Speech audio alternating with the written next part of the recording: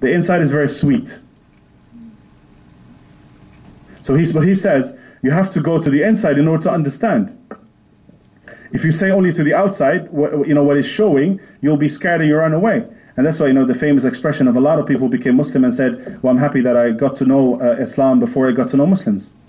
Because Muslims would never be a reason for me to become, that's reality. And talking about sincerity and getting back to that purpose, when we talk in our language, right, we talk about others. Normally it's very easy to backbite and be negative, right? Especially when somebody doesn't understand a language. Have you seen how ugly he is? Have you seen how short or how tall, right? It's very normal to us. That's very dangerous, right? Right? In which sense it's dangerous? Suppose that all of us would understand all the languages. The Prophet ﷺ, he says, suppose you would know what is in the heart of the other. That would be nasty. Hope inshallah answer the question. We'll do another question as last one. I think Maghrib is approaching as well. Yes, sister. Alaikum assalam. Mine too. Mine isn't that good.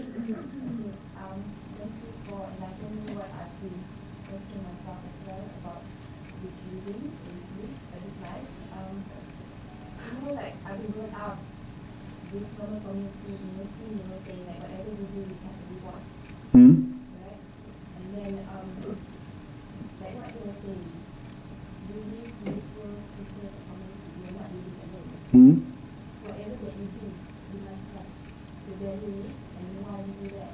And then, like in Muslim, they were saying that you were saying, if you want to be a good Muslim, must pray nighttime, read the Qur'an, all that to get the reward. Like, what if, somebody would have like a career, like maybe they have to serve the community, they don't have that, but they don't care about the reward. But they need the value. So can you please tell me about it? Elaborate on that. I call that a point system. It seems that human beings like that. I've noticed people saying,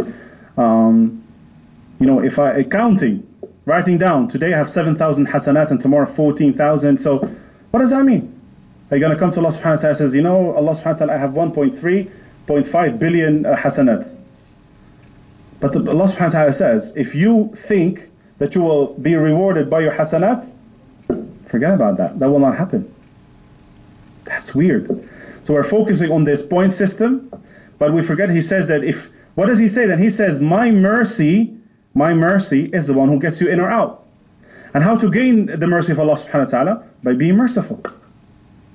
Correct? So, yes, a point system works for a lot of people, because that's the way they get motivation. Nothing bad with that. But that's not how Islam works. Islam works in a way, as you said, Allah subhanahu wa ta'ala says, if you're good to people, that will be a way that you can be good to Allah subhanahu wa ta'ala. If you're good to Allah, you'll be good to people. So it is about adding value. It is about Allah subhanahu wa ta'ala saying that I sent you to the Prophet sallallahu alaihi wasallam as mercy to the world, as adding value to the world. Prayer, fasting, etc. For every one of us, it's different. Correct? For everyone. But the reason for it is prayer is not a goal on itself. It's a tool. It is a way how to break up your day, it's a phone call to Allah subhanahu wa ta'ala. That's what prayer is. If you need to be in connection, in contact with Allah subhanahu wa ta'ala all day, that's up to you. That's up to you. If you need that. Some of us would say, well, I have to make at least 5 calls a day. Correct? That's the prayer. And I have to perfection and to break up my day and to focus, etc. But this prayer is meant to be, Allah subhanahu wa ta'ala says in the Qur'an Kareem, prayer is meant to be in order to make you a better person. So if this prayer does not translate in you being a better person, this prayer doesn't make any sense. So I have to go back and say, wait a second, so I have to perfectionize my prayer in order to be a better person. Correct? So that is the understanding of prayer and fasting, etc. Fasting, Allah subhanahu wa ta'ala says, I made it an obligation for you. Why? Why? Why is fasting an obligation? What should be the end result? To attain taqwa, right? To attain to strengthen the relation with Allah subhanahu wa ta'ala, to attain fear of Allah subhanahu wa ta'ala, to attain love for Allah subhanahu wa ta'ala. That should be the end result. So the end result is not that I am hungry and thirsty as the Prophet ﷺ says, fear your day that you will end the day with only hunger and thirst. No, the end result should be that my connection is strong with Allah subhanahu wa ta'ala. And if that's not happening, I'm missing out. And again, what the brother said, it's about purpose. It's about purpose. It's about understanding, why do I pray? Why do I fast? Why do I give my zakah? In order to clean my sins, in order to add value, etc. And as I said earlier, every one of us should add value on the way he or she can. If you can do that through your work, that's the best way to do it, because you combine ibadah, you combine deen and dunya, or dunya and akhirah with that, right? And what I mentioned, and the best example I gave earlier, and I'll finalize with that, the hadith. You have to understand the hadith when he says alayhi salatu wasalam, one action, one moment that you add value to a human being is better than 30 days fasting, prayer in his masjid, whatever you want to call it. Think about that. How many points is that? Which means, if I translate that into the point system, that adding value to that one person is unaccountable in pointing. You can't even count. So if you want to get into that point system without being able to count, do that. Be good. Be good for others. Be good for your environment. Be valuable. Because that's the only way that you can mean something, and that you become unmissable, and that people on the day that you will pass away will remember you, will make dua for you, will give zakah for you, because that's the only way you'll be remembered. And if you think about that. Think of those who passed away. Think of those who passed away. The only ones who remember today are those who added value in our lives, or at least added value on earth. If they didn't, we wouldn't remember them, right? We would forget them like that. If they were bad to us, we would even forget them faster than that.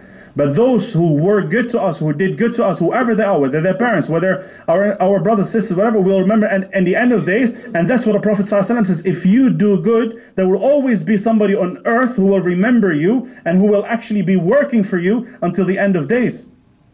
And that's the whole system. That's the whole beauty of religion. And Islam, again, is that religion who came in order to bring mercy on earth, and in order to be a system that people will be living in integrity, in justice, in fairness, in beauty, etc., etc., with being that person they wanted to be.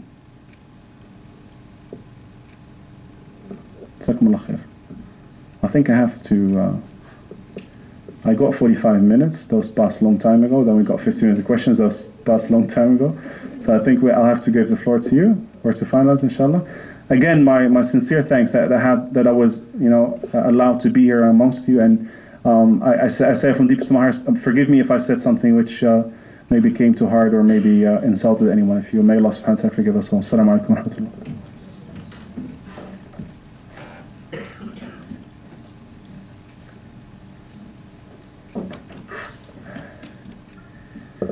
Thank you, Ustadh, for the session, for sharing the knowledge and giving us a reminder.